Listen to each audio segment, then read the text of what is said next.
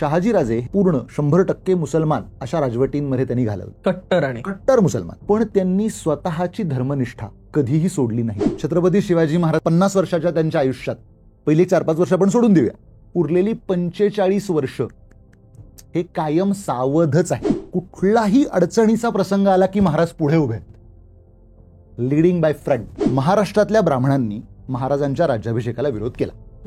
हे ऐकलं असशील तू. ह्याचं कारण काय, असा कधी तू विचार केलास स्वतः? औरंगजेब या मराठ्यांना संपायला आला होता. तो उत्तरेत जायला निघालेला असतानाच मेला. त्याला मराठ्यांनी कधी उत्तर दिशा बघूच दिली नाही, परत डायरेक्ट वरचीच दिशा. बखरींमधनं आणि अस्सल साधनांमधनं छत्रपती संभाजी महाराज कसे दिसतात? म्हणजे शिक्षकांनी पट्टीनी छड्या मारल्या किंवा आईनी केरसुणीनी मारलं, एवढीच हिंसा आपण बघितलेली आहे आपल्या स्वतःच्या आयुष्यात. ढाली तलवारीने लढाई करणारी माणसं सिनेमातच बघितलेली आहे सगळी. तू विचार कर, प्रत्यक्ष त्या माणसाच्या आयुष्यात, ज्या माणसाच्या आयुष्यात इतकी अतिरेकी हिंसा घडते, तरी सुद्धा तो माणूस असाच उभा आहे. भगवान बुद्धांनी असं सांगितलंय की ज्ञान हे दुःखाचं मूळ आहे. कधी कधी ते खरं असं वाटायला लागतं मला. आमच्या राजाला ज्या पद्धतीने औरंगजेबाने हाल करून मारलं त्याचं मूळ वर्णन वाचल्यानंतर मी 4 दिवस झोपू शकलो नव्हतो.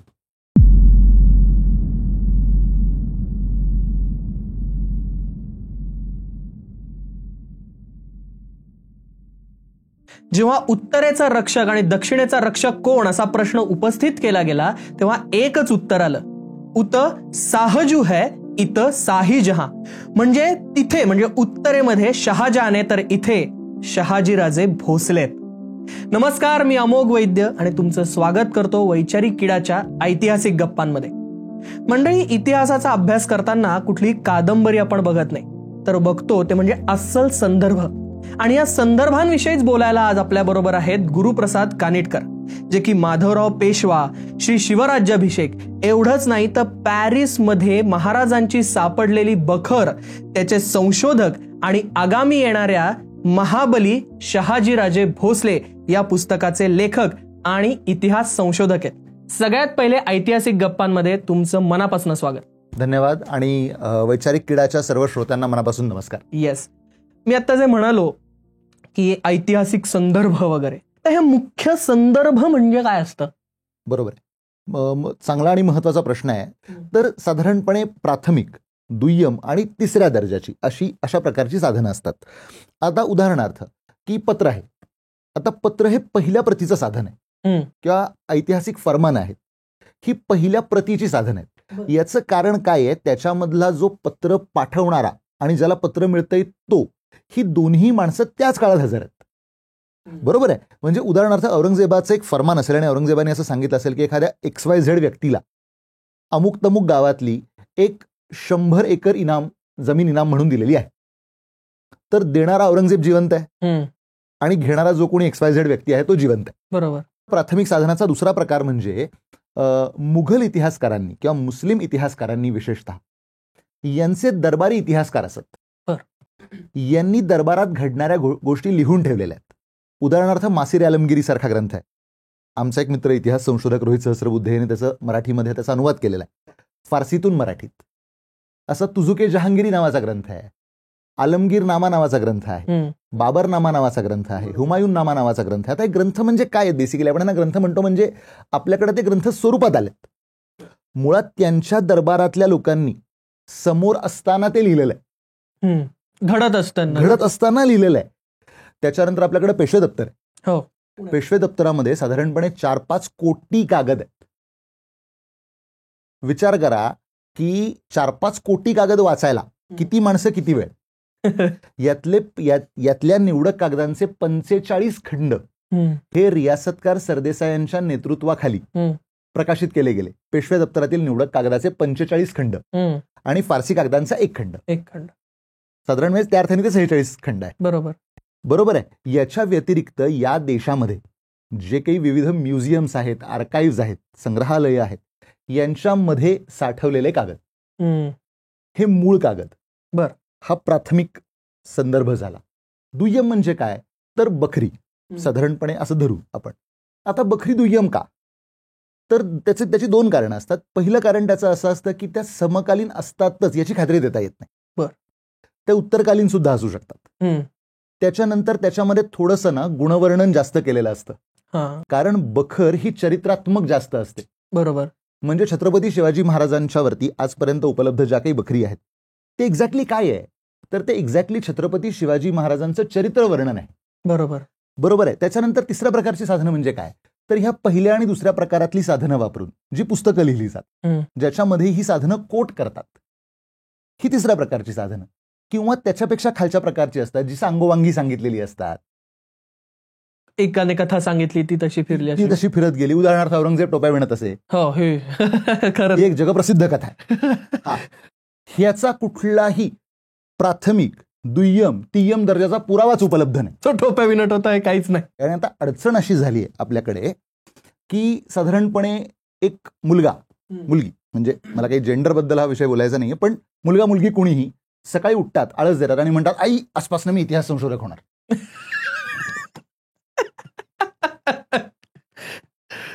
मी खरंच सांगतो, मला काळजी वाटते. इतिहासाचा विद्यार्थी म्हणून मला काळजी वाटते. का सांगतो, आज आपण ज्या काळात आहोत त्या काळामध्ये सोशल मीडियामुळे एखाद्या माणसाचं लहान किंवा मोठेपण हे त्याला किती फॉलोअर्स आहे त्याच्यावर गणलं जातं दुर्दैवाने. तो काय कंटेंट देतो ह्याच्यावर दुर्दैवाने ते जात नाही. काही चांगली माध्यमं आहेत वैचारिक क्रीडासारखी, जे चांगला कंटेंट देतात म्हणून लोक त्यांना फॉलो करतात. अन्यथा काहीही करा, तुम्हाला लोक बघतायत. अशी आज व्यवहारात परिस्थिती आहे. तुलाही माहिती आहे, मलाही माहिती आहे, सगळ्यांना माहिती आहे. बरोबर आहे की नाही? थोडक्यात मला असं म्हणायचं आहे की जेव्हा कधीही कोणी आता हे व्हिडिओ बघणारे असतील, नंतर कोणाचाही व्हिडिओ बघणार असतील, त्यांनी कुठलीही गोष्ट समोरचा सांगतोय त्याने या सगळ्या पॅटर्नवरनं चेक करून घ्या.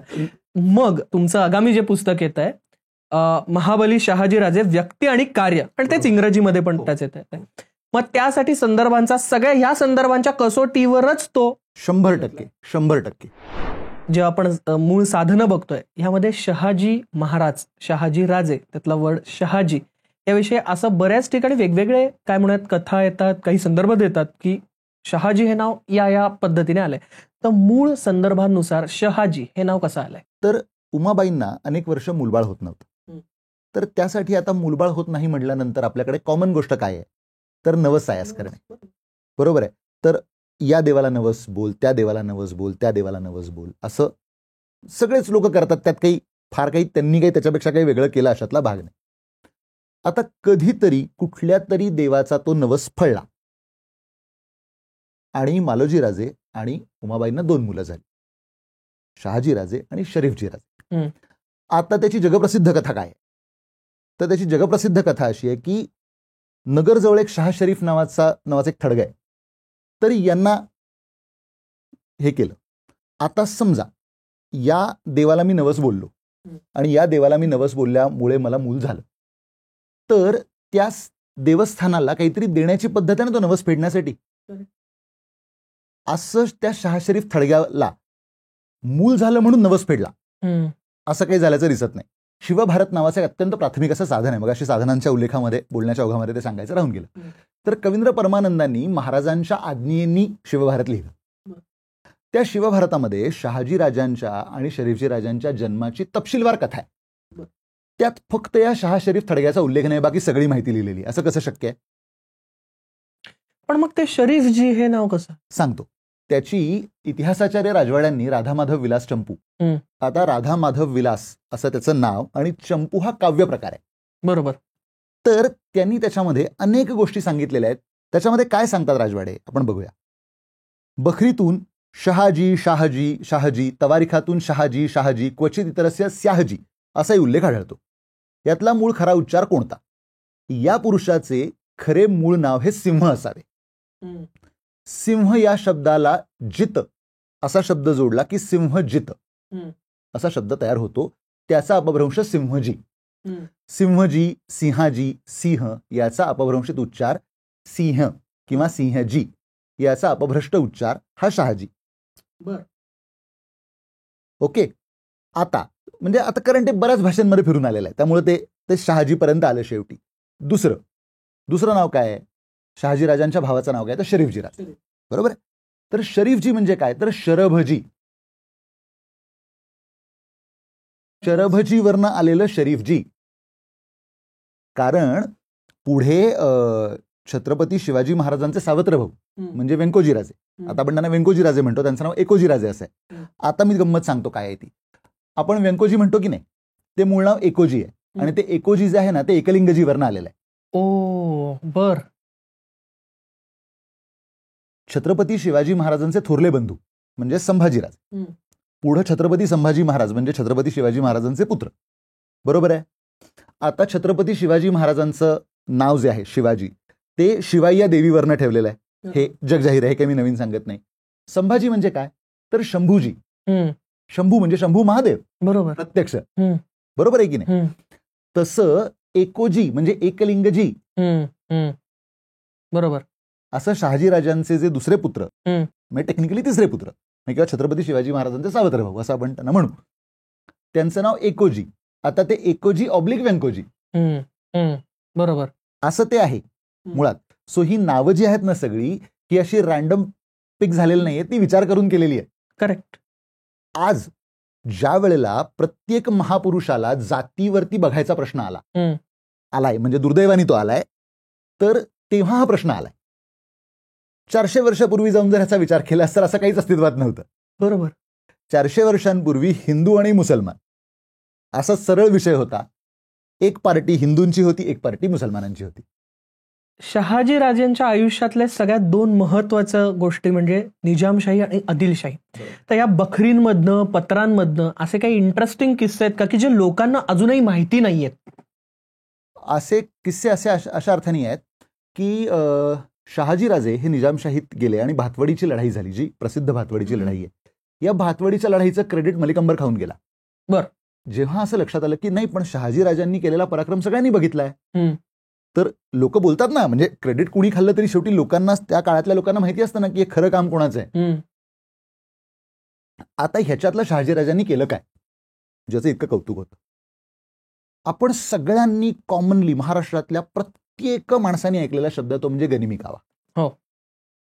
ह्या गनिमी काव्याचे जनक हे शहाजीराज. शत्रूला अडचणीच्या ठिकाणी खिंडीत गाठून कमी स्ट्रेंथ आपली असताना सुद्धा त्याला ओव्हरपॉवर करणे आणि शत्रूला लॉक करून तो अडकला की त्याला ठोकून काढायचा तिथनं आणि तिथून पटकन स्विफ्टली निघून जायचं. पुढे छत्रपती शिवाजी महाराजांनी अनेक वेळेला हे तंत्र वापरलं. ही फार कमी लोकांना माहिती असणारी गोष्ट आहे. त्याच्यानंतर ज्या वेळेला ते निजामशाहीचं राज्य जेव्हा मोडलं, पूर्ण संपलं, आता निजामशाहीचे एकेकाळी शहाजीराजे हे चालक होते. म्हणजे मुर्तुजा, शेवटचा मुर्तुजा जो होता हा 10-11 वर्षाचा लहान मुलगा होता. त्याला मांडीवर घेऊन ते राज्य करत असत. आणि शहागड नगर जिल्ह्यामधला किंवा पेमगिरी ही त्यांची राजधानी होती. या संदर्भातलं इतिहासाच्या राजवाड्यांचं एक अत्यंत महत्वाचं वाक्य आहे. शहाजीराजांकडे असणारी दृष्टी तत्कालीन 4 हिंदू सरदारांकडे असती तर शिवाजी महाराज या राज्याचे दुसरे छत्रपती असते. बापरे, क्या बात आहे. झालं. त्याच्यानंतर ते कर्नाटकात जातात. 1636ला हे सगळं होतं. मग ते कर्नाटकात जातात. कर्नाटकात गेल्यानंतर दरबारामध्ये काही ना काहीतरी रोज कटकट व्हायला लागते. कारण आदिलशहाच्या दृष्टीने एक हिंदू सरदार प्रिय, मुसलमान सरदार सगळे मागं पडतायत. सो तो प्रश्न होतो ना की आम्ही मुसलमान, आमचा राजा मुसलमान आणि कौतुक ह्या हिंदूंचं चाललंय आणि त्यातल्या त्यात ह्या एका माणसाचं चाललंय. पोटदुखी हा एक सार्वत्रिक आजार आहे रे, काय करणार आपण. तर ह्या पोटदुखी ही सगळ्यात जास्त ती अडचण कोणाला होती तर अफजल खानाला होती.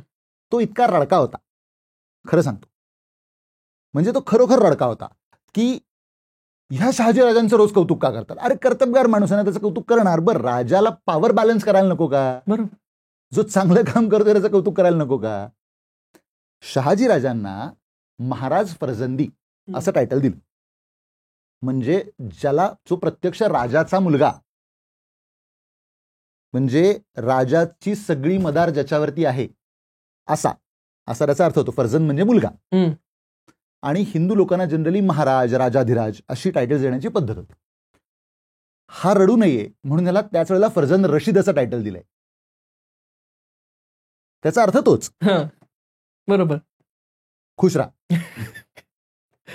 आता कर्नाटकाचं तुम्ही म्हटलात, ती किती महत्वाचं होतं कर्नाटक शहाजीराजांसाठी? सगळ्यात महत्वाचं. कारण काय आहे की छत्रपती शिवाजी महाराजांनी जे हिंदवी स्वराज्य स्थापन केलं त्याच्या आधी तो प्रयत्न शहाजीराजांनी केला, दुर्दैवाने तो यशस्वी झाला नाही. त्याच्या आधीचं हिंदू राज्य म्हणजे विजयनगरचं राज्य. बरोबर. आणि याच्यामध्ये अनेक छोटे छोटे सरदार होते जे राज्य मोडल्यानंतर डिसइंटिग्रेट झाले. शहाजीराजांनी ह्या सगळ्यांना एक केलं. बर. सगळ्यात महत्वाची गोष्ट, शहाजीराजांनी दक्षिणेमधला हिंदू धर्म कायम ठेवला. सगळ्यात शहाजीराजांचं जर मोठं सगळ्यात कॉन्ट्रीब्युशन काय असेल तर ते त्यांच्याकडे प्रदेश केवढा होता माहिती? आता नकाशा काढून बघा. बेंगलोर पासून ते आजच्या कन्याकुमारी पर्यंत साधारणपणे. बापरे. जवळपास दक्षिण संपलंच ना. झालं. बरं, त्याच्यानंतर आता दरबारात ही कटकट व्हायला लागली, जे मी तुला सांगत होतो. त्याच्यानंतर एक दिवशी ते उठले आणि बेंगलोरला जाऊन राहिले. भानगडच नको म्हणले तुमची. या भानगडीत मला रोजच्या भांडणाच्या पडायचं नाहीये, मला माझं भरपूर काम, असं म्हणून ते बेंगलोरमध्ये जाऊन राहिले. बेंगलोरमध्ये त्यांचा दरबार होता. म्हणजे राजाचा कसा दरबार असतो की नाही, रॉयल, म्हणजे त्याचं वर्णन आहे, त्याचं रेकॉर्डेड वर्णन आहे. ते सांगतो मी तुला काय. सकाळी म्हणजे कधी मंगलाचरणाला भाट मंगलाचरणाचे श्लोक गाऊन त्यांना उठवत. बर. राजे उठल्यानंतर सोन्याच्या परातीत तुपामध्ये आपला चेहरा बघत. त्यानंतर ब्राह्मण मंत्रघोष करत, तेव्हा ते पूजापाठ करत. त्याच्यानंतर ते दरबारात येताना त्यांना विष्णूचे जे पहिले 4 अवतार आहेत, मत्स्य, कूर्म, वराह आणि वामन, हे दाखवले जात. ते येताना दरबारात शंखध्वनी होत असे. ते येताना हत्ती त्यांना सलामी देत असत. मला सांग, असं राजाचंच वर्णन असतं की नाही? 100%. बर, हे आदिलशहाचे सरदार होते. हे सगळं आदिलशहाला कळत नसेल. बरोबर, कळत असत. याच्यावरनं तू कल्पना कर की शहाजीराजे किती मोठे होते. आदिलशहा त्याने ह्यातलं काही करण्यापासून थांबवू शकलेलं नाही. खरं. आता दरबारात गेले, दरबाराचं काम केलं. जेव्हा दरबाराचं काही काम नसेल, म्हणजे महत्वाचं पॉलिटिकल काम काही नसेल, त्यावेळेला त्यांच्या दरबारामध्ये 14-15 कवी होते. 12-14 भाषा येणारे. प्रत्यक्ष शहाजीराजांना 10-12 भाषा येत असत. आणि ते त्यांच्याशी काय म्हणू आपण त्याला, जापसाल करत असत.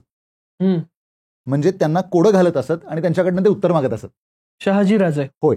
असाच त्यांच्या दरबारात गेलेला एक कवी जयराम पिंडे, ज्यांनी राधामाधव विलास चंपू लिहिला. त्याच्या पुढची गोष्ट आणखीन महत्वाची, यांनी त्याला, शहाजीराजांनी आपले थोरले चिरंजीव म्हणजे संभाजीराजे, छत्रपती शिवाजी महाराजांचे मोठे भाऊ, यांना युवराज्याभिषेक केला होता. जो राजा नाही तो आपल्या मुलाला युवराज कसं घोषित करू शकतो? बरं, त्यांनी केलं, ठीक आहे, चल. आदिलशहा त्याला थांबवत कसं काय नाही? खरंय.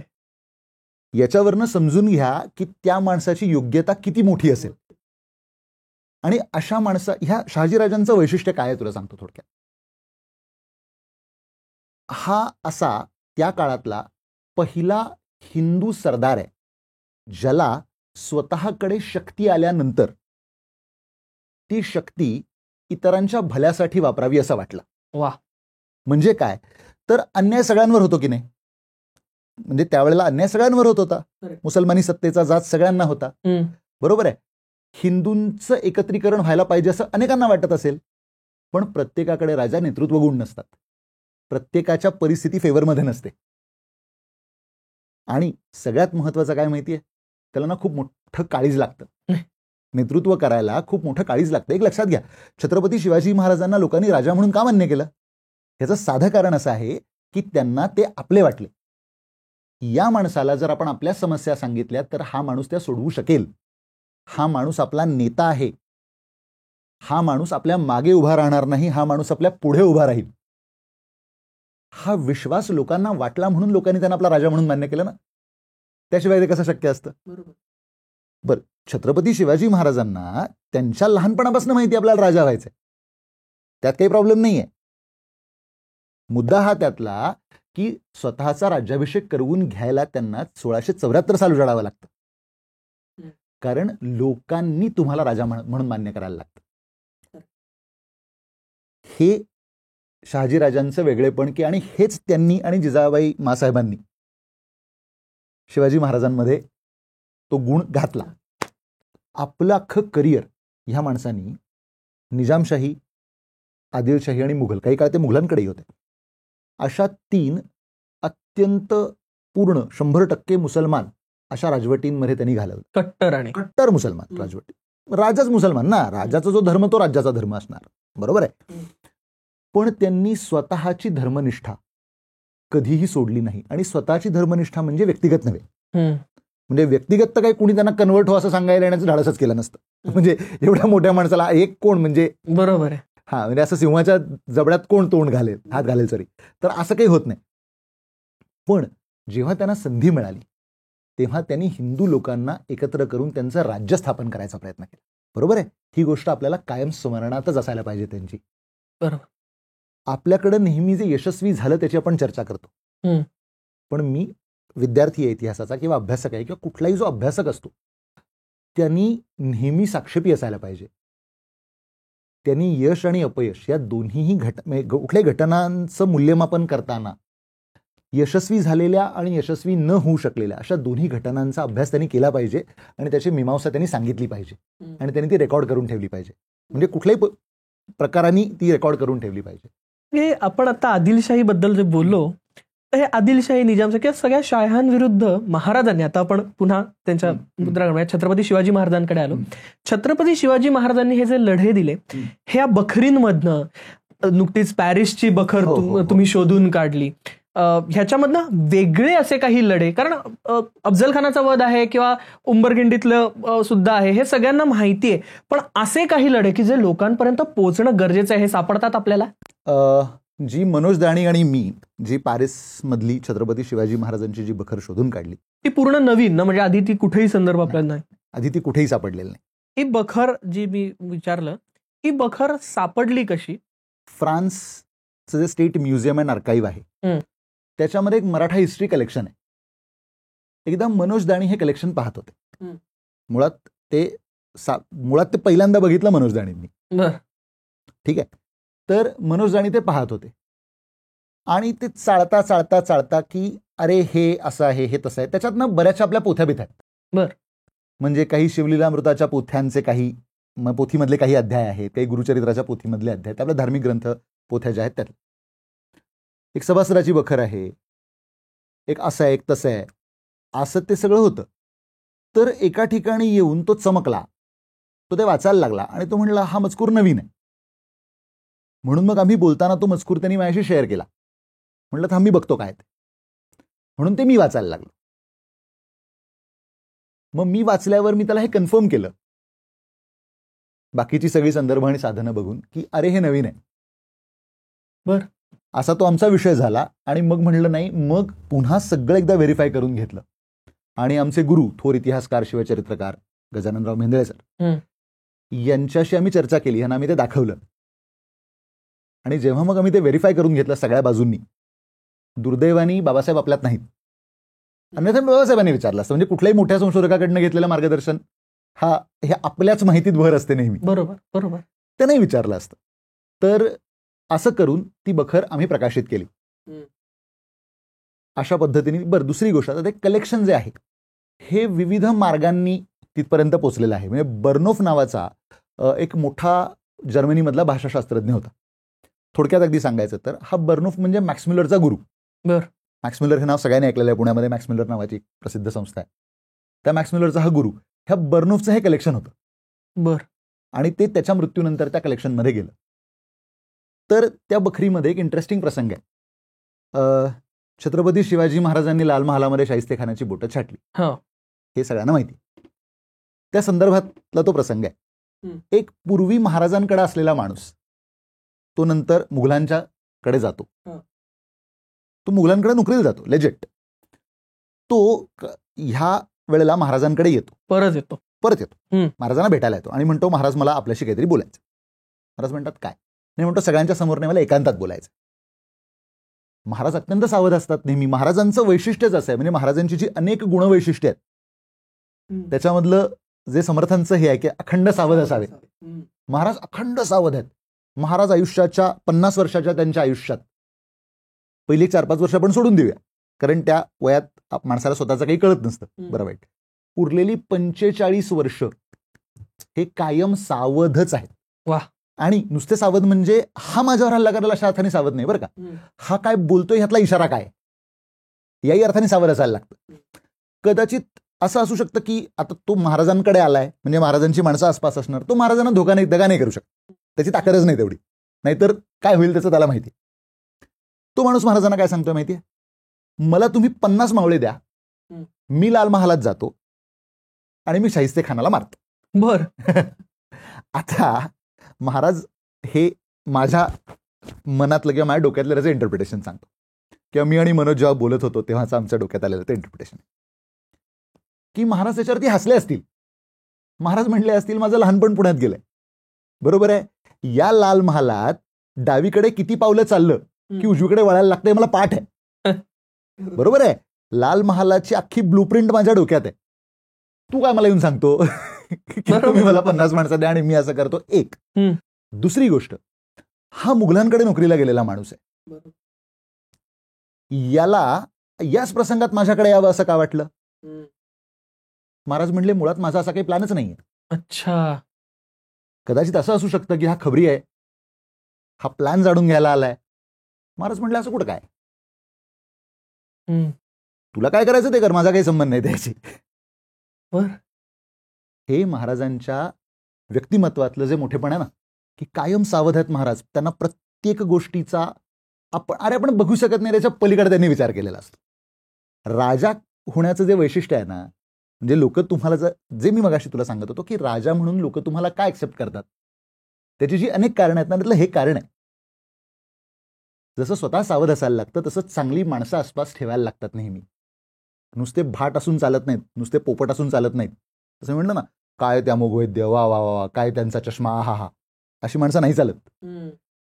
महाराज या प्रसंगात असं करायला पाहिजे, किंवा जर महाराजांनी विचारलं की काय करूया तर सांगायला पाहिजे, अशी माणसं असायला लागतात.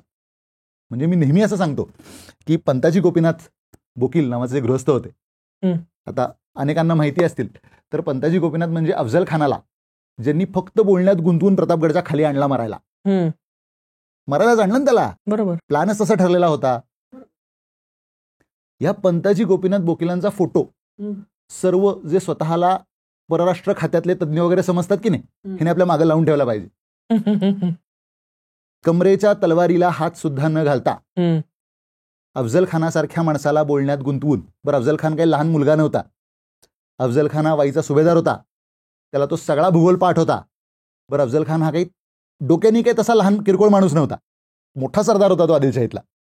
त्याला बोलण्यात गुंतवून काय ज्या काही त्यांनी त्याला स्टोऱ्या सांगितल्या असतील त्या करून मरायला तिथपर्यंत आणणं.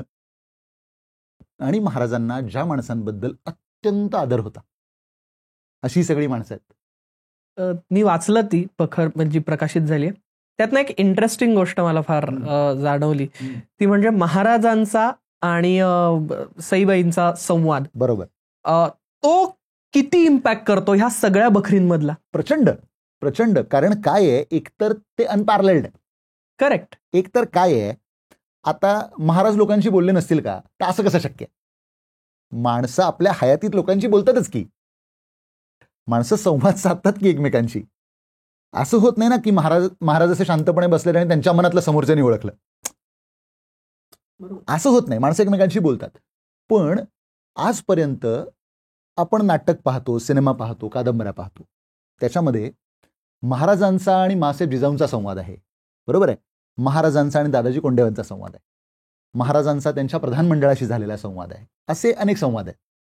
किंवा एका ठिकाणी महाराजांचा आणि औरंगजेबाचाही संवाद आहे ना, तुम देखा तुम्हारा पातशाही देखा वगैरे अशा प्रकारचा तो संवाद आहे. आता झालंय काय, महाराणी सईबाई साहेबांचा आणि महाराजांचा एकत्र घालवलेला काळच फार छोटा आहे. बरोबर आहे. कारण संभाजी महाराजांच्या संभाजी महाराजांच्या जन्मानंतर लगेचच त्यांचं निधन झालं, बरोबर आहे. तर गोष्ट अशी आहे की त्यामुळे ह्यांच्यात नक्की काय संवाद झालेला असू शकतो. बरं, त्यांचं लग्न फार लहानपणी झालंय, बरोबर, म्हणजे अगदी खेळण्या बागडण्याच्या वयात साधारण त्यांचं लग्न झालं. पण एखाद्या स्त्रीला किती समजूत असू शकते? महाराणीला असं म्हणाल. स्त्रीला का सांगतो? स्त्रीला in general terms also. Masaheb जिजाबाईंचं पॉलिटिकल अॅक्युमेन किती हे आपल्या जगाला माहिती आहे. बरोबर. म्हणजे महाराजांना त्यांनी घडवलंय रे. बरोबर. एका राष्ट्र निर्माण करणाऱ्या माणसाला घडवणं हे खूप मोठं असतं. बरोबर आहे. इतिहासात त्याच्यानंतरही अशा स्त्रिया घडून गेल्या ना. अहिल्याबाई होळकरांचं आपल्याकडे समोर उदाहरण आहे. त्या स्त्रीबद्दल म्हणजे पुण्यश्लोकच म्हणतो आपण त्यांना. बरोबर आहे. त्या फार थोर होत्या. पेशव्यांच्या काळामध्ये म्हणजे पेशव्यांच्या कुटुंबातल्या काही स्त्रिया अशा होत्या. बरोबर. पण ह्याच्याबद्दल आपल्याला विस्तृतपणे माहिती आहे, कारण ह्यांचा कालखंड म्हणजे ह्यांचं आयुष्यमान, कालखंड म्हणण्यापेक्षा आयुष्यमान असं म्हणूया आपण, हे थोडं जास्त आहे. बरोबर. म्हणून आपल्याला त्यांच्याबद्दल माहिती. महाराणी सईबाईंबद्दल आपल्याला असं काहीच माहित नाही. त्या निंबाळकरांच्या घरातून आल्या, त्यांचं महाराजांशी लग्न झालं, त्यांच्या पोटी छत्रपती संभाजीराजांचा जन्म झाला आणि त्यांचं निधन झालं. ह्या पलीकडे काय माहिती? बरोबर. त्या अर्थाने तो पहिल्यांदा आलेला संवाद आहे आणि तो कुणाच्या संदर्भात आहे? तर तो पुन्हा शहाजीराजांच्या संदर्भात आहे. बर. अफजल खानांनी उद्योग करून शहाजीराजांना अडकवलं आणि विजापूरला त्यांना बेड्या घालून त्यांना अख्ख्या गावभर फिरवलं गेलं. विचार कर, आज 400 वर्ष झाली या गोष्टीला. हे ऐकून जर का मला राग येत असेल किंवा मला दुःख होत असेल, तर ते ज्यांचे वडील आहेत त्यांना काय होत असेल? बर, वडील कर्तबगार, मुलगाही कर्तबगार ना. बरोबर आहे. त्यांना काय वाटत असेल? आणि कुठल्याही मुलाला, म्हणजे महाराज ग्रेट आहेत हा एक वेगळा भाग सोडून दे, कुठल्याही मुलाला आपल्या वडिलांबद्दल कोणी गैर बोललं किंवा वागलं तर राग येणं हे स्वाभाविक नाही का? बरोबर.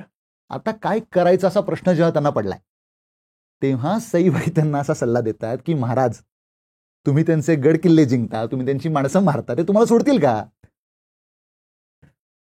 असं होणार नाही ना. म्हणजे जसं सिनेमात घडतं तसं खऱ्या आयुष्यात घडणार नाही ना. आणि ते त्यांना काय सांगतात की तुम्ही काय करा, की तुम्ही सगळं करा, काय तुम्ही जे काय कराल ते करालच.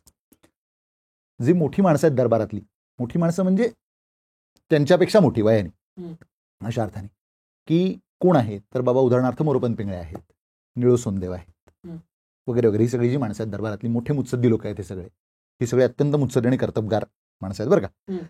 ह्यांचा सल्ला घ्या. आणि सगळ्यात महत्वाचं काय, आपलं जे कुलदैवत आहे शिखर शिंगणापूरचा शंभू महादेव, याला शरण जातो, तुम्हाला मार्ग दाखवेल.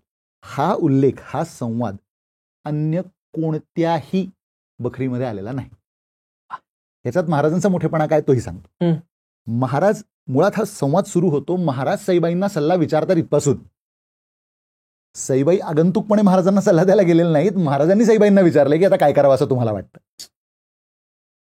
याचा अर्थ महाराजांनाही त्यांच्यातलं पॉलिटिकल अॅक्युमेन दिसलं असेल ना. करेक्ट. त्याशिवाय महाराजांना काय विचारायला जातील? बरोबर आहे. हा महाराणी सईबाई साहेबांचा जो पॉलिटिकल अॅक्युमेन नावाचा जो गुण आहे तो आपल्याला त्यातनं कळतो. मग या सगळ्या अस्सल साधनांमधनं असे काही गोष्टी किंवा किस्से की जे सामान्य लोकांना फार माहिती नाही आणि ते माहीत हवेच. छत्रपती शिवाजी महाराजांचं तर अख्खं करिअरच, आयुष्यच त्यांचं आदर्श आहे. म्हणजे एवढा आदर्श असं दुसऱ्या कुठल्याच व्यक्तीचं नाही. बरोबर आहे. आदर्श मुलगा आई वडिलांसाठी, म्हणजे असा मुलगा पोटी जन्माला येणं याच्यापेक्षा काय भाग्य पाहिजे? खरंय.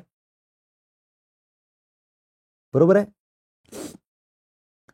असा नेता, म्हणजे राजा होण्यापूर्वी ते नेते होते ना, म्हणून ते राजा होऊ शकले इव्हेंच्युअली जाऊन. म्हणजे एक दिवशी असं धावत धावत गेले आणि मी राजा झालो असं घडलेलं नाही. त्यांनी लोकांचं नेतृत्व केलंय.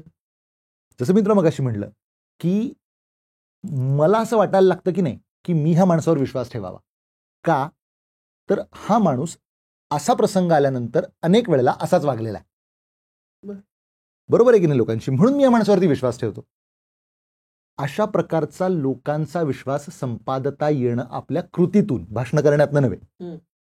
म्हणजे मी जो नेता असा शब्द वापरतोय तो कृपया आजच्या परिप्रेक्षात बघू नका. एकतर भाषण देतात, नाहीतर फुकट असलं तर राशन देतात.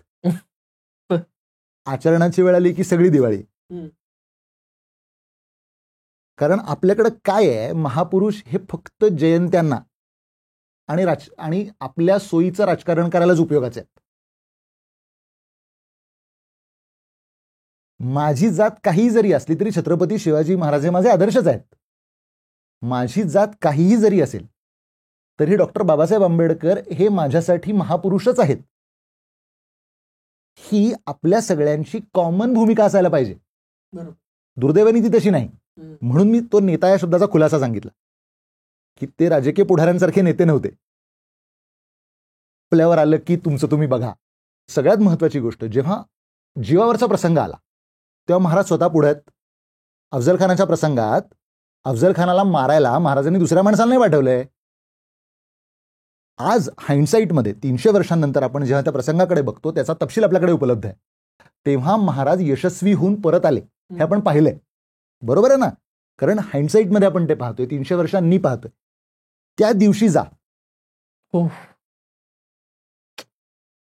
बरोबर. आणि दुर्दैवाने समजा काही उलटं घडलं असतं तर असा विचार कर अभ्यासक म्हणून. बरोबर आहे की नाही? म्हणजे स्वतः महाराज सर्व मावळ्यांना समजावतात की मी जाणार आहे. शाहिस्ते खानाच्या वेळेला कुठलाही अडचणीचा प्रसंग आला की महाराज पुढे उभे आहेत, लीडिंग बाय फ्रंट. अशाच माणसाला लोक नेता मानतात ना, अशाच माणसावर लोक विश्वास ठेवतात ना, अशाच माणसावर लोक प्रेम करतात, अशाच माणसासाठी लोक जीव द्यायला तयार होतात. तू मला सांग, तानाजी मालुसरेंनी जेव्हा बलिदान दिलं, मुरारबाजींनी जेव्हा बलिदान दिलं, बाजीप्रभू देशपांडेंनी जेव्हा बलिदान दिलं, किंवा अशा अनेक ज्ञात अज्ञात अनेक लोकांनी जेव्हा बलिदान दिलं, अनेक मावळे ज्यांची नावं पण आपल्याला माहित नाही, कशासाठी दिलं रे बलिदान? त्यांना माहित होतं कधी राज्य मिळणार आहे किंवा राज्य मिळणार आहे का नाही मिळणार आहे. हाइंडसाईटमध्ये 300 वर्षांनी 350 वर्षांनी राज्याभिषेकाला 350 वर्ष होऊन गेली. आता 351 वर्ष होतात. हे हाइंडसाईटमध्ये 350 वर्षानंतर आपण आज बोलतोय. ज्या दिवशी त्यांनी बलिदान दिलं त्या दिवशी त्यांना काय माहिती होतं? एका माणसाच्या एका शब्दावरती माणसं ते करायला तयार झाली. हे महाराजांच्या मधला गुण आपण नेहमी लक्षात ठेवला पाहिजे. सगळ्यात महत्वाचं, जे चंद्रकोरी लावून सायलेन्सर काढून फिरतात की नाही रस्त्यावरनं पिचकाऱ्या मारत, त्यांनी हे नेहमी लक्षात ठेवायला पाहिजे की महाराज निर्व्यसनी होते. महाराजांना सुपारीच्या खांडाचं सुद्धा व्यसन नव्हतं. महाराज कधी बसस्टॉपवर उभं राहून मुलींकडे बघून चिट्ट्या वाजवत नव्हते. महाराज व्यक्तिगत आयुष्यात अत्यंत चारित्र्यसंपन्न होते. काय आहे, महाराज म्हणलं की चंद्रकोरी लावून फिरायचं, गाडीवरती एक महाराजांचा स्टिकर लावायचा आणि तू छत्रपती का म्हणत नाहीस रे असं म्हणून त्याशी मारामाऱ्या करायच्या. ह्या शिवप्रेमाला काहीही अर्थ नाही. तू एक साधं बघ, महाराजांचं विधान आहे स्वतःच, मी जंजिऱ्याच्या उरावरती राजपुरी बांधली. त्यांनी पद्मदुर्ग बांधलाय. एका तरी किल्ल्याला, गडाला, कुठल्याही लँड प्रॉपर्टीला महाराजांनी स्वतःचं नाव दिलं. राज्याला शिवराज्य असं म्हणलं. त्यांचंच राज्य होतं ना, ते त्यांनी स्थापन केलेलं राज्य होतं. ते शिवराज्य म्हणू शकले असते की नाही? ते काय म्हणाले त्याला? हिंदवी स्वराज्य. स्वतःचं, म्हणजे ते प्रत्येकाला स्वतःचं राज्य वाटलं पाहिजे. कारण मी तुला त्याचं सांगितलं असं, महाराजांची त्यातली भूमिका मी इथला ट्रस्टी अशी होती. नंतर ते शिवराज्य म्हणू शकले असते की नाही? म्हणले ना ते तसं. बरोबर नाही म्हटलं. त्यांनी जो पहिला गड बांधला त्याचं नाव त्यांनी प्रतापगड ठेवला. बरोबर आहे की नाही? बरोबर. कारण महाराणा प्रतापांबद्दल त्यांना असलेला आदर. पहिलं टायटल त्यांनी जे दिलं, कुर्तोजी गुजर त्यांचं नाव, त्यांना प्रतापराव असं टायटल दिलं. प्रतापराव गुजरांचं नाव कुर्तोजी गुजर. बरोबर. प्रताप असं दिलं टायटल. कुर्तोजी गुजर, प्रतापराव फार मोठे सेनापती होते, त्यात काही विषयच नाही, शंकाच नाही, दुमत नाही काही त्याच्यामध्ये. पण महाराणा प्रतापांबद्दल असलेला आदर. आणि पुन्हा जो मगाचा विषय आहे की राजपूत होते का नव्हते, तर ते जर का राजपूत नसते तर महाराणा प्रतापाबद्दल त्यांना का आदर असता? बरोबर. आपल्या कुळातल्या पूर्वजांबद्दल आपल्याला आदर असतो, अशी जनरली पद्धत आहे. हा गुण आपल्याला माहिती असायला पाहिजे. चारित्र्य, व्यक्तिगत चारित्र्य. आपण काहीही जरी करू शकलो नाही, महाराजांसारखं आपण काही भव्यदिव्य करू शकत नाही, आपली तेवढी ताकद असते. सोडूनच द्या, आपला जीवच नाही तेवढा, आपला साईजच तेवढा नाही. किमान व्यक्तिगत चारित्र्य जरी आपण आपलं शुद्ध ठेवलं ना, तरी आपण महाराजांचे खरे मावळे. या सगळ्या बखरींमधनं, पुन्हा आपण सगळ्या बखरीन पॅरिसचे तर आहेच, या बखरींमधनं राज्याभिषेक कसा दिसतो? राज्याभिषेकासारखी अत्यंत महत्वाची आणि इंटरेस्टिंग गोष्ट ही अत्यंत अनपॅरलल्ड आहे. का? याचं कारण मुळात विजयनगरच्या राजांच्या नंतर छत्रपती शिवाजी महाराज हे पहिले हिंदू राजे. बरोबर आहे. तो जो एरा ऑफ डार्कनेस आहे सगळा. यादवांच्या महाराष्ट्राच्या बाबतीत विचार केला परिप्रेक्षात, तर रामदेवराय यादवाच्या नंतर बरोबर 300 वर्षांचं डार्केज आहे महाराष्ट्रात. खरंय. आणि लिटरली डार्केज आहे, म्हणजे निर्णायक परिस्थिती. मला सांग ना, 300 वर्षात मधल्या काळात महाराष्ट्राला नायकच कोण आहे? महाराष्ट्रात सांगण्यासारखं घेण्यासारखं हिंदू नेत्याचं नावच कुठलं आहे? कुठल्याच नाही. शहाजीराजे जरी होते तरी तो सगळा काळ प्रचंड धामधुमीचा होता. तो सगळा 1600च्या नंतरचा आहे. बरोबर आहे. बरोबर बरोबर आहे. देवगिरी पडलं त्याच्या खूप आधी. बरोबर बरोबर आहे.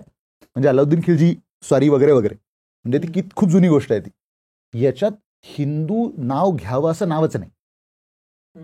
याच्यामध्ये एक शहाजीराजे येतात. त्यांना असं वाटतं की आपण ह्या सगळ्या हिंदू लोकांना एक करून आपलं राज्य स्थापन केलं पाहिजे. बरोबर आहे. दुर्दैवाने त्यांना ते जमत नाही. पॉलिटिक्स ही त्यातली एक महत्वाची गोष्ट आहे. म्हणजे आज आपण ज्याला इतिहास असं म्हणतोय ना, आज ज्याच्यावरती आपण गप्पा मारतोय ना, ते त्या काळातलं करंट अफेअर्स आहेत ती. बरोबर आहे. त्या काळात घडणारं ते राजकारण आहे. बरोबर आहे. जे आज ग्रंथित केलेलं आहे, म्हणजे पुस्तकाच्या रूपामध्ये किंवा साधनांच्या रूपामध्ये आहे, जे आपण वाचून आपण त्यालाच इतिहास असं म्हणतोय. बरोबर आहे की नाही? त्यावेळेला दुर्दैवाने म्हणजे शहाजीराजांनी शहाजहान आणि आदिलशाह या दोनही लोकांशी एकत्र शत्रुत्व घेतल्यामुळे आणि त्यांचे जे काही ठरलेले प्लॅन होते ते दुर्दैवाने यशस्वी न झाल्यामुळे त्यांना ते जमलं नाही. पण त्यांनी ते स्वप्न आपल्या मुलाला दिलं आणि माँसाहेब जिजाऊंनी ते खरं करवून घेतलं. त्याच्याबरोबर शहाजीराजांनी आपल्या अत्यंत विश्वासातली माणसं कारभारी म्हणून नेमली. आणि सगळ्यात महत्वाचं म्हणजे महाराजांकडे स्वतःकडे नेतृत्वाचे गुण होते. प्रतिकूल परिस्थितीत मोठं काहीतरी केलं, वेगळं काहीतरी केलं तरच तरच इतिहास तुमची नोंद ठेवणार आहे. बरोबर. महाराजांच्या काळात अजून 100-500 माणसं असतील, कुणाला माहिती आहेत? महाराजांनी स्वतःसाठी नाही, इथल्या जनसामान्य लोकांसाठी काहीतरी मोठं केलं, ग्रेट केलं, म्हणून ते आपल्या लक्षात आहे. आणि राज्याभिषेकाच्या वेळेला, आता राज्याभिषेकाच्या वरनं एक गोष्ट सांगतो. आता लोक असं म्हणतील की हे आक्षेपार्ह आहे. आता एक सगळ्यात मोठा आक्षेप काय आहे राज्याभिषेकाच्या संदर्भातला? सनातन आरोप आहे. लोक काय बेछूट आपल्याकडे काय आहे तोंड बोला. महाराष्ट्रातल्या ब्राह्मणांनी महाराजांच्या राज्याभिषेकाला विरोध केला. हे ऐकलं असशील तू? हो, बऱ्याच ठिकाणी. आणि लोक काही आपल्याकडे एक विशिष्ट एक गट आहे जो हे उच्च रवानी बोलत असतो. बरोबर आहे. ह्याचं कारण काय? असा कधी तू विचार केलास स्वतः? नाही विचार केला. मुळात इथल्या ब्राह्मणांना राज्याभिषेक करायचा म्हणजे नक्की काय करायचं हे कुठं माहित होतं? राज्याभिषेक ही काही रोज होणारी गोष्ट नाही. बरोबर आहे की नाही?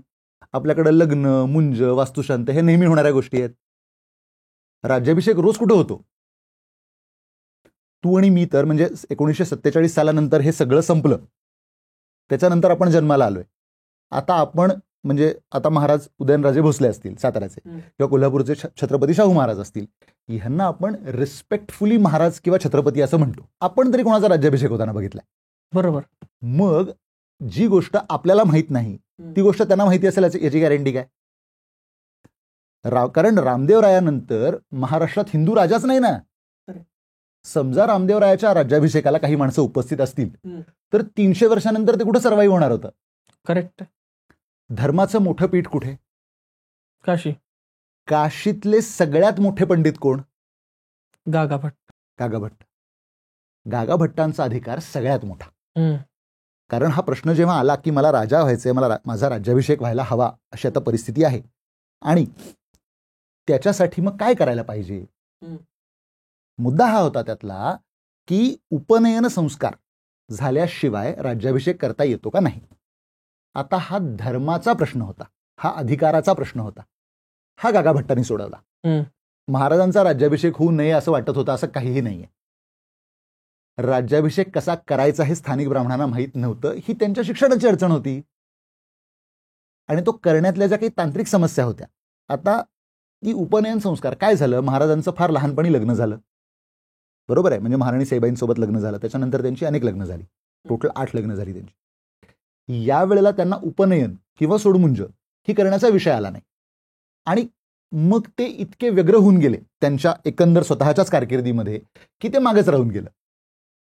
मग आता काय, गागाभट्टांनी सांगितलं सोपं आहे, उपनयन करा. उपनयन झालं. आणि गागाभट्टांनी सांगितलं याचा अर्थ त्याला शास्त्रार्थ आहे, बरोबर, त्याला प्रमाण आहे. बरोबर. गागाभट्टांनी काही आपल्या मनाने सांगितलं नाही. गागाभट्ट आले आणि म्हणले काय करायचं, उपनयन करून टाका की. इतकं सोपं नाही येते. त्याला प्रमाण आहे, त्याला आधार आहे, या आधारे हे करता येईल म्हणून गागाभट्टांनी सांगितलं की उपनयन करा. आता मुंज झाली की त्याची सोडमुंज करायला पाहिजे. बरोबर. आणि सोडमुंज केल्यानंतर लग्न करायला पाहिजे. हा गमतीचा भाग आहे त्यातला. हा गमतीचा म्हणजे हा आता पुन्हा हा ना महाराजांच्या सावध असण्याचा भाग त्याच्यातला. तो कसा तुला सांगतो, इंटरेस्टिंग भाग आहे. उपनयन झालं, सोडमुंज झाली, लग्न करायला लागतं परत. तर तेव्हा याच स्त्रियांशी लग्न करायचं का नवीन स्त्रियांशी लग्न करायचं, हा प्रश्न आहे की नाही. बरोबर. तर याला काही ठोस नियम नाही. मग महाराजांनी काय केलं, त्याच राण्यांबरोबर पुन्हा विवाह केला. आता ह्यातलं पॉलिटिक्स समज काय. महाराजांनी जर त्या दिवशी असं सांगितलं असतं की मला क्ष कुटुंबातल्या मुलीशी लग्न करायचंय तर काही अडचण नव्हती. महाराजांनी त्यावेळेला ज्या स्त्रीशी लग्न केलं असतं तिला राणीचा मान द्यायला लागला असता. बरोबर. मग ज्या 7 राण्यांनी इतकी वर्ष महाराजांबरोबर घालवली, ज्या खस्ता काढल्या, तो सोन्याचा दिवस दिसण्यासाठी, त्या बसणार मागं. असं कसं दिसेल. एक. दुसरी गोष्ट, या स्त्रियांशी ज्यांच्याशी लग्न केली महाराजांनी त्याच्याशी जे राजकीय संबंध जोडले गेले, जे महाराजांच्या स्वराज्याच्या कामामध्ये उपयोगी पडले, त्यांना ज्या दिवशी आपल्याला सोन्याचा दिवस आला त्या दिवशी मागे ठेवायचं आहे. बरोबर आहे. म्हणून महाराजांनी त्याच राण्यांची लग्न केली आणि मग महाराणी येसूबाई ह्या महाराणी झाल्या. महाराणी सोयराबाई. महाराणी सोयराबाई ह्या महाराणी झाल्या. ही सगळे बखर पत्र किंवा प्रत्येक गोष्टी वाचताना मला थोडासा आणखीन तो प्रश्न असा विचारायचा आहे, ह्या राज्याभिषेकामधलं ॲज अ इतिहास संशोधक अभ्यासक म्हणून कुठला एक घटक, कुठला एक प्रसंग तुम्हाला वाटतो की तो म्हणजे मी तो किती वेळा वाचेन किंवा तो माझ्या स्मरणातच राहिलाय.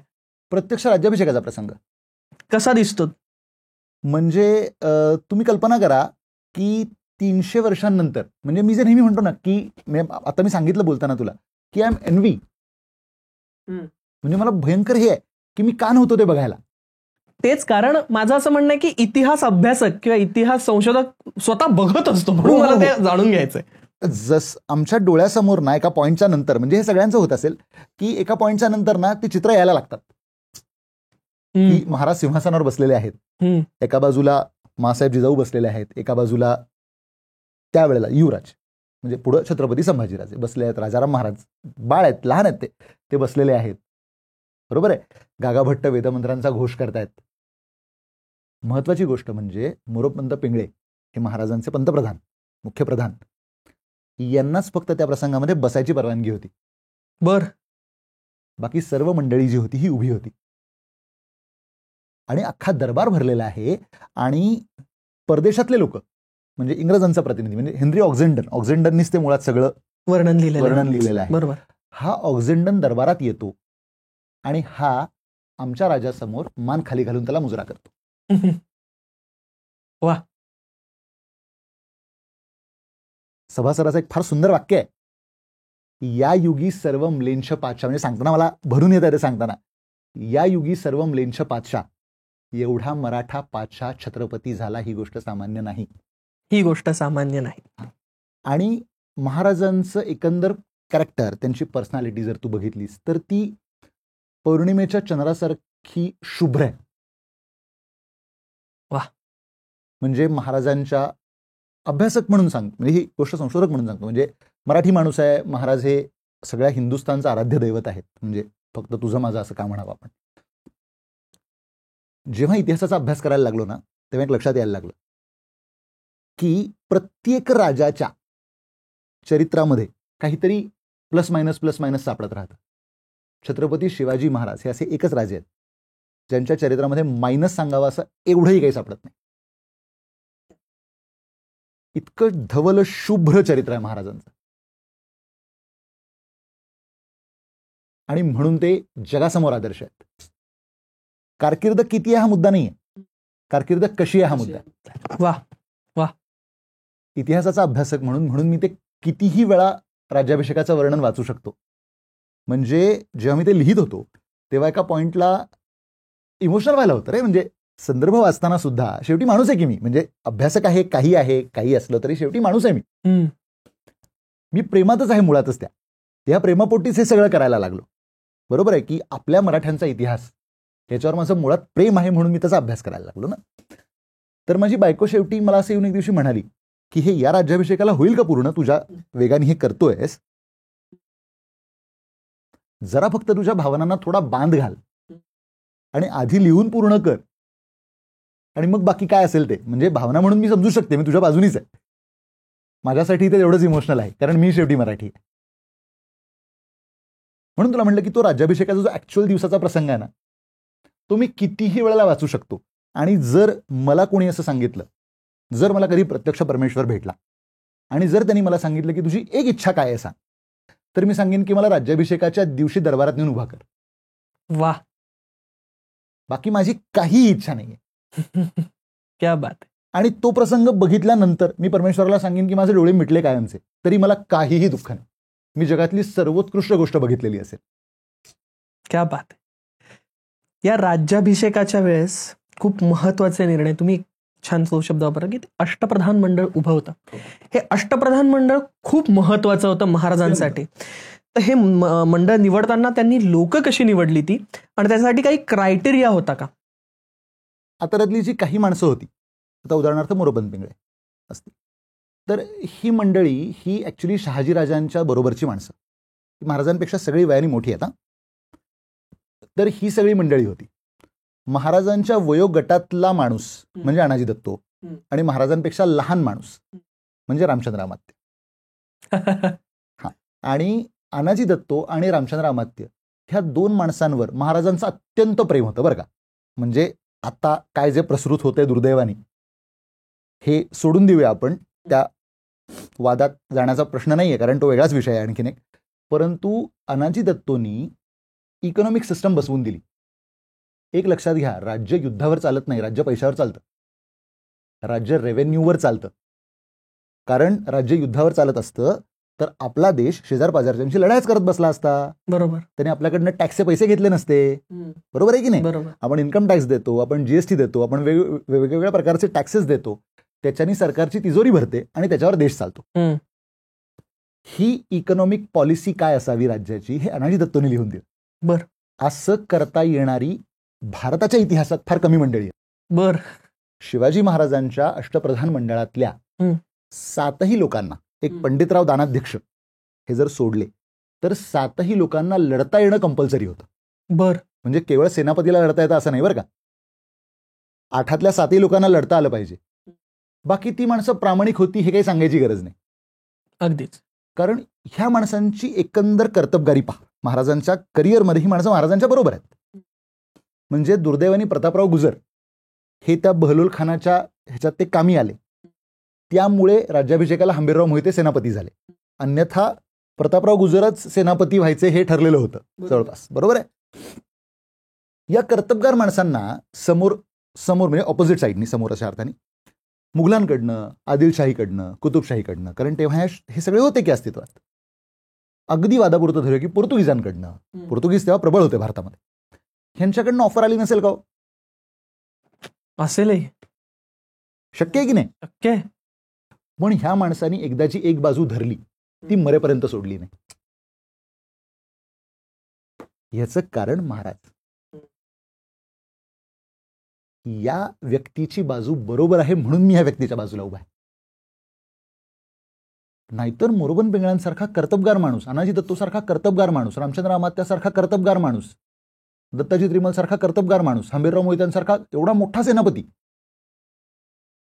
अहो, म्हणजे समजा ही माणसं मुघलांकडे गेली असती ना, तर मुघलांनी सोन्या चांदीच्या रुपयाने ह्यांची तुला करून ह्यांना आत घेतलं असतं. मुरारबाजींच्या वेळेस झालंच की ते. पण मुरारबाजींनी नाही बदललं ना आपला पक्ष. बरोबर आहे. प्राण दिलाय ह्या माणसांनी. तानाजी मालुसरेंनी प्राण दिलाय, बाजीप्रभूंनी प्राण दिलाय. बरोबर आहे ना? किती सोपं होतं. नाही लढू शकत आहे मी यांच्याशी, मी बाजूला होतो, जाऊ दे, काय करायचं करा, मला 1000 मोहरा द्या. कुणाला कळणार काय झालं असतं. ह्या माणसाने प्राण दिलाय. या कारण महाराज, माझं काही कमी जास्त झालं तर ही व्यक्ती माझ्या घरच्यांना रस्त्यावर येऊ देणार नाही, हा विश्वास. अशी माणसं जोडायला सुद्धा मोठेपणा लागतो. माणसाचा विश्वास जिंकणं ही सगळ्यात कठीण गोष्ट आहे रे. इतकं सोपं नाही. म्हणजे जीव देण्या इतपत विश्वास निर्माण करणं ही फार मोठी, भयंकर मोठी गोष्ट आहे. आणि ते महाराजांचं आहे. आणि ते बोलण्यातनं कळत नाही, ते वागण्यातनं कळतं, ते व्यवहारातनं कळतं, ते आचरणातनं कळतं. मग हा क्रायटेरिया होता प्रश्नच नाही. हा एक पहिला क्रायटेरिया असेल. होता ना. त्या माणसांची विद्वत्ता, त्या माणसांचं आतापर्यंतचं त्या माणसांचंही चरित्र. बरोबर. माणूस नुसता प्रामाणिक आणि कामाला उपयोगाचा नाही तर काय उपयोग आहे त्याचा. रोज 9च्या ठोक्याला कामावर येतो आणि 5च्या ठोक्याला घरी जातो. आणि दिवसभर काय करतो, तर दुपारी डबा खातो, सकाळी एकदा 11 वाजता चहा पितो आणि 4 वाजता चहा पितो आणि 5 वाजले की बस्ता बांधून घरी जातो. याचा काय उपयोग आहे. ही सगळी कर्तबगार माणसं आहेत. त्यांनी लढाया केलेल्या आहेत, मोहिमा केलेल्या आहेत, मोहिमा जिंकलेल्या आहेत, कारभार चालवलेला आहे. म्हणजे महाराज जेव्हा आग्र्याला गेले तेव्हा मोरोपंत पिंगळे आणि ही सगळी मंडळी कारभार चालवत असत.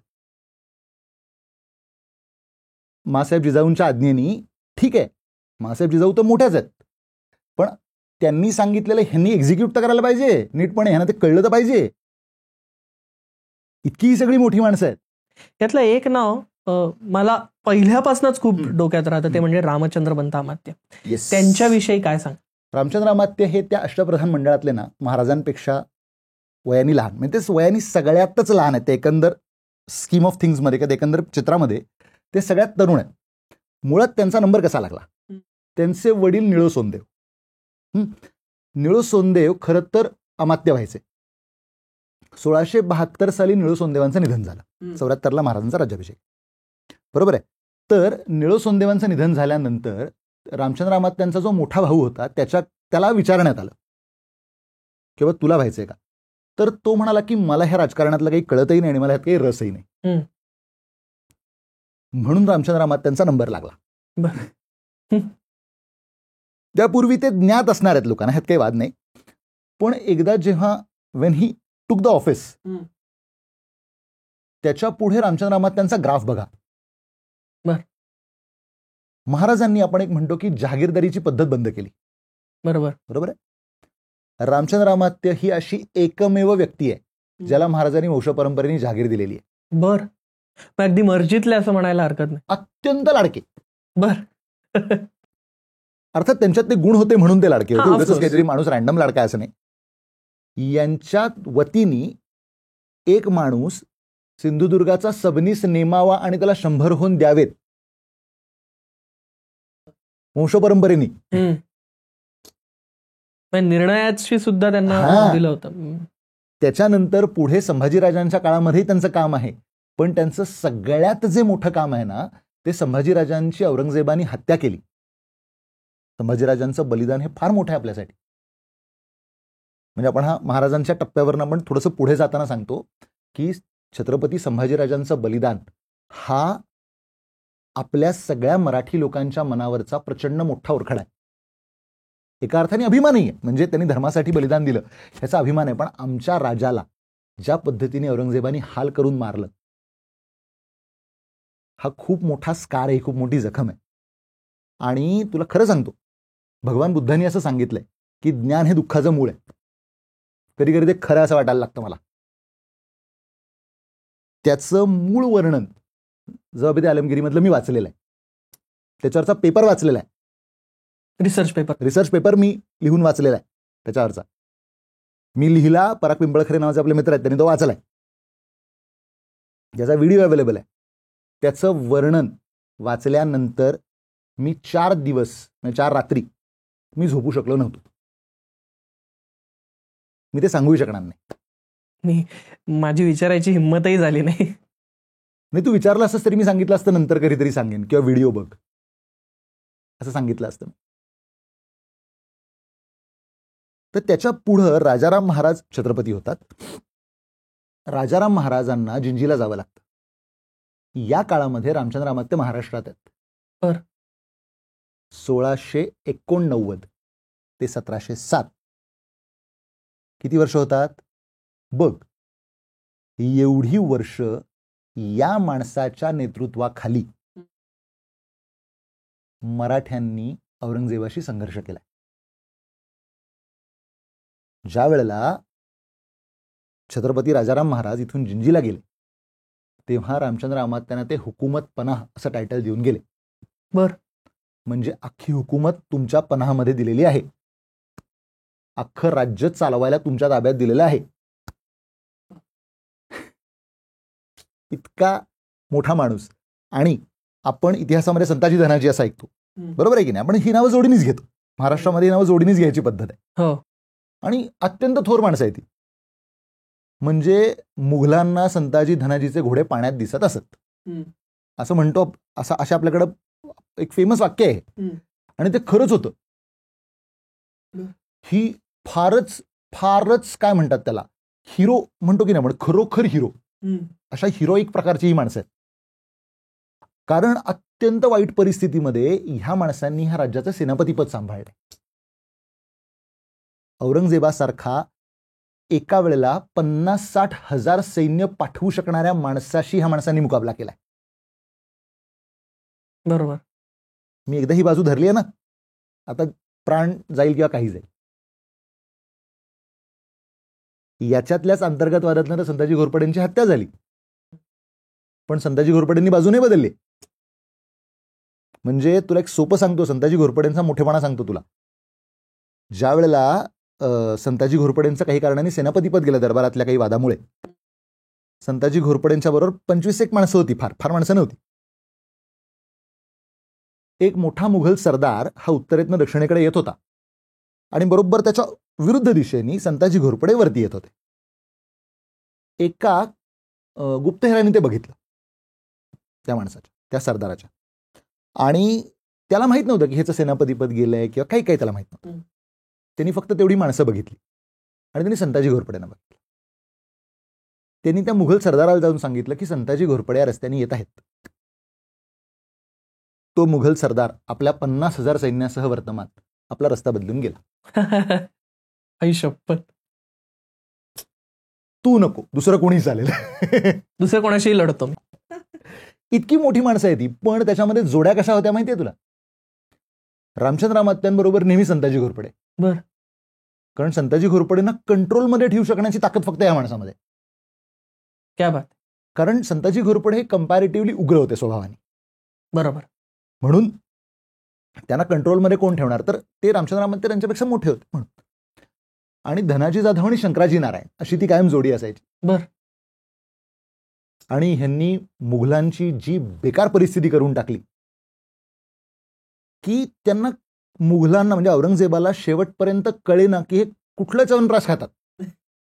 की रोज, म्हणजे आम्ही रोज इतके काहीतरी उद्योग करत असतो आणि रोज हे येतात, एक छापा मारतात, आमचे 150 माणसं मारतात आणि गायब होतात. आम्हाला दिसतच नाही काय होतं ह्यांचं. क्या बात. आणि काय होतं माहितीये ना, समोरासमोर लढायला आलास तर तुझी ताकद किती, माझी ताकद किती हे समजतं.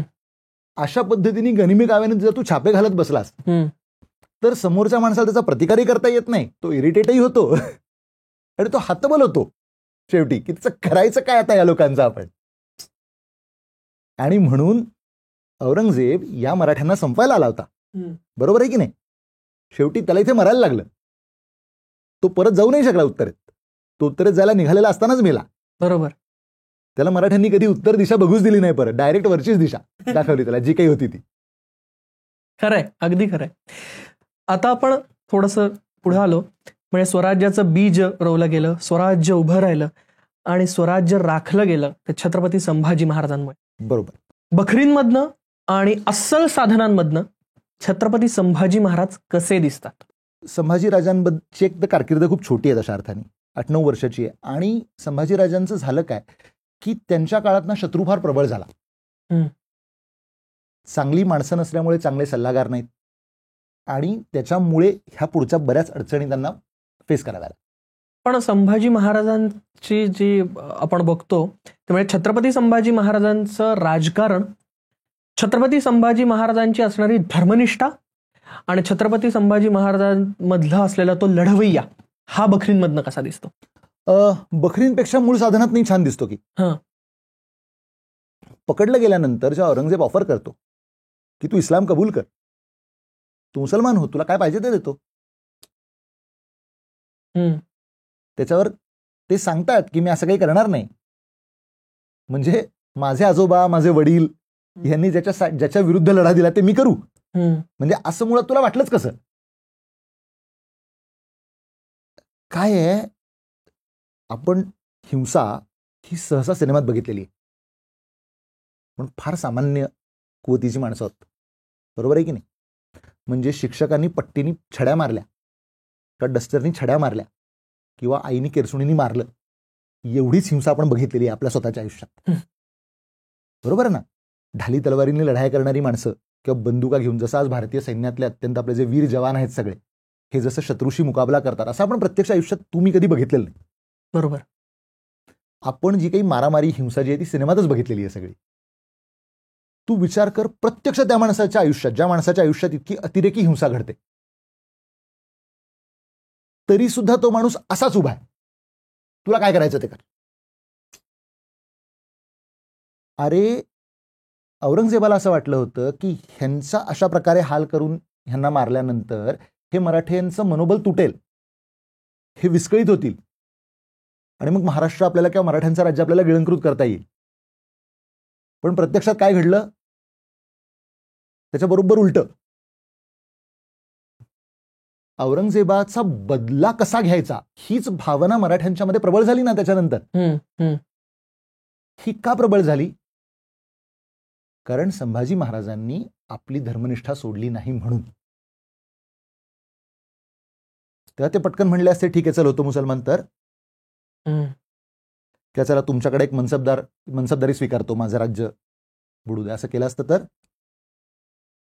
लोक काय म्हणले असते? संस्कृतमध्ये एक वाक्य आहे, न भीतो मरणादस्मी केवलम दूषितो यशः. मला माझ्या मृत्यूचं भय नाही, मला माझ्या बदनामीचं भय आहे. आपल्या वडिलांनी जे राज्य स्थापन केलं, ज्याची कल्पना आपल्या आजोबांनी केली, हे राज्य बुडवायला मी का कारणीभूत होऊ? त्यापेक्षा मी प्राण देईन. व्यक्तीपेक्षा राज्य मोठं. महाराजांनी हे राज्य रयतेचं आहे म्हणून सांगितलंय. मी ह्याचा ट्रस्टी आहे, मालक नाही. माझी भूमिका विश्वस्ताची आहे. आणि पुढे जर तू बघितलंस तर मराठ्यांच्या राज्यामधले म्हणजे छत्रपती शिवाजी महाराज, छत्रपती संभाजी महाराज, छत्रपती राजाराम महाराज, छत्रपती शाहू महाराज, पुढे सगळे, मग पुढे त्या अर्थाने पेशवे हे राज्य चालवायला लागले, डिफॅक्टो राज्यकर्ते झाले. त्या सगळ्यांची भूमिका बघ काय? मी इथला विश्वस्त आहे, मालक नाही. जेव्हा राज्यकर्ता विश्वस्ताच्या भूमिकेत असतो ना, तेव्हा लोक त्याच्यावरती विश्वास ठेवतात. म्हणून छत्रपती संभाजीराजांच्या हत्येचा लोकांवरती, मानसावरती इथल्या जो काही असा परिणाम झाला की नाही आता बदलाच घ्यायला पाहिजे, आता औरंगजेबाला ठोकूनच काढूया. त्याचं कारण ती संभाजी महाराजांची धर्मनिष्ठा. म्हणजे त्याचं जे वर्णन आहे ते सांगवत नाही इतक्या प्रकारचे अनन्वित अत्याचार त्यांच्यावर झाले. म्हणजे मी तुला सांगतो, ती हिंसा सिनेमात सुद्धा दाखवता येणार नाही. म्हणजे सिनेमात आपण कितीही जरी टोकाची हिंसा बघितली तरी त्या प्रकारची हिंसा ही दाखवताही येणार नाही. बघणारा तर बघूच शकणार नाही, हा मुद्दा सोडून दे, दाखवणाऱ्यालाही दाखवता येणार नाही. आणि इथलाच फिल्म मेकर असं नाही, कुठलाही फिल्म मेकर आणून तू ते शूट करून दाखव. म्हणून लोकांनी संभाजी महाराजांच्या बलिदानानंतर पेटून उठून हे राज्य चालू ठेवलं, हे राज्य बुडू दिलं नाही. याच्यामध्ये राजाराम महाराज, महाराणी ताराबाई, रामचंद्र अमात्य, म्हणजे ज्या वेळेला रामचंद्र अमात्याने महाराष्ट्र सांभाळला आणि राजाराम महाराज जेव्हा परत आले त्यावेळेला राजाराम महाराज म्हणले की तुम्ही राज्य चालवलं, आता तुम्हालाच चालवायला घ्या. तर रामचंद्र अमात्य त्यांना काय म्हणले माहितीये? तुमच्या वडवडिलांचं राज्य आहे, मी नोकर आहे, तुम्ही नव्हता म्हणून मी चालवलंय, राज्य तुमचंच आहे, तुम्ही सिंहासनावर बसा आणि राज्य करा. आम्ही छत्रपतींचे सेवक आहोत. सेवक आहोत. मी नोकर आहे. माझं काही स्टेचरच नाहीये. राजा म्हणला इथं उभा राहा मी इथं उभा राहणार, राजा म्हणला तिथं उभा राहा मी तिथं उभा राहणार. सगळीच माणसं जेव्हा एका ध्येयासाठी लढतात ना मग तेव्हा असं असतं. छत्रपती संभाजी महाराजांची कारकीर्द तुलनेने खूप छोटी आहे दुर्दैवानी. त्यांचं आता आपण बोललो त्यांच्या सगळ्या एकंदर ह्याच्याबद्दल. पण सप्तकोटेश्वराचं मंदिर घेणं असो हा महत्वाचा प्रसंग आहे त्यांच्या आयुष्यातला. जिथे कुठे हिंदूंवर अन्याय झाला तिथे ते पोचलेले आहेत. मग तो कुणी करू दे. त्यांच्या वडिलांनी ते केलेलं आहे ना. शिवाजी महाराजांनी जेव्हा बारदेस म्हणजे महाराष्ट्र गोव्याच्या बॉर्डरवरती काही लोकांना कन्वर्ट केलं, ते महाराजांना कळल्यावर महाराज गेले. तिथल्या 4 जेजुईट पाद्र्यांना त्यांनी बोलवलं आणि सांगितलं की हिंदू हो. ते म्हणले नाही होणार. महाराजांनी त्यांचं मुंडकं छाटलंय. असा पुरावा आहे. बरोबर आहे की नाही. शिवचरित्र साहित्य खंडामध्ये म्हणजे आता मूळ संदर्भाचा म्हणजे जिथून आपण सुरू केलं खरं तर त्या पत्रसंग्रहामध्ये पत्रसार संग्रहामध्ये ते पत्र आहे. संभाजी महाराजांनी काय वेगळं केलं? तेच केलं आयुष्यभर. हिंदू धर्माचं राज्य आहे. एक लक्षात घ्या, छत्रपती संभाजी महाराज हे आपल्या पूर्वजांना हैंदव धर्म उद्धारक असं म्हणतात आणि तेच ते पाळतात सुद्धा. तेच ते स्वतः पाळतात. म्लेंछ क्षय दीक्षित दीक्षा घेतली त्यांनी. म्लेंछांचा क्षय करण्याची, म्लेंछांचा नाश करण्याची दीक्षा घेतलेली आहे आमच्या पूर्वजांनी असं ते सांगतात. वाह. जस्ट टू कन्क्लूड, पुढं जेव्हा शाहू महाराज म्हणजे जेव्हा मुघलांच्या कैदेत होते तेव्हा शाहू महाराजांनी कन्वर्ट करण्याचा प्रयत्न झाला. तेव्हा शाहू महाराजांनी सांगितलं आमच्या वडिलांनी किंवा आमच्या आजोबांनी आमच्या पणजोबांनी जे केलं, माझ्या वडिलांनी ज्यासाठी प्राण दिला ते मी करीन असं तुला कसं वाटतं? सो ही धर्मनिष्ठा हे त्याचं मूळ सूत्र आहे जे अबाधित आहे, जे आपण नेहमी लक्षात ठेवलं पाहिजे. ह्या काळातला एकही माणूस सेक्युलर नव्हता. का? नाही महाराज सेक्युलर होते, अमुक सेक्युलर तमुक सेक्युलर. कारण सेक्युलर हा मुळात त्या काळातला शब्दच नाहीये. ज्या काळात जो शब्द नाही त्या काळात तो माणूस तो कसा असू शकेल? हे त्याचं साधं उत्तर आहे. हे हिंदू धर्माचे पाईक होते, हे हिंदू धर्माचे रक्षक होते आणि ते हिंदू विरुद्ध मुसलमान अशा युद्धामध्ये हिंदूंच्या पक्षाचे प्रमुख होते. इतकं सोपं उत्तर आहे. वा, थँक्यू सो मच. खूप खूप धन्यवाद. आज अस्सल साधनांमधनं दिसणारा इतिहास ऐकता आला, अनुभवता आला मी तर म्हणेन. खरं तर ज्यावेळेस अभ्यास करतो त्यावेळेस तो असा वाचला जातो, पण ज्यावेळेस ऐकतो त्यावेळेस तो समोर दिसतो. त्यामुळे पुन्हा एकदा तुमचं धन्यवाद. तुम्ही ऐतिहासिक गप्पांमध्ये वैचारिक किडावर आलात. मंडळी, हा व्हिडिओ तुम्हाला कसा वाटला हे कमेंटमध्ये कळवा. तुमचे विचार आम्हाला कमेंटमध्ये कळवा. या व्हिडिओला जास्तीत जास्त लाईक करा, शेअर करा, त्याचबरोबर चॅनलला सबस्क्राईब करा. भेटूया पुढच्या व्हिडिओमध्ये अशाच नवीन ऐतिहासिक विषयासोबत. धन्यवाद.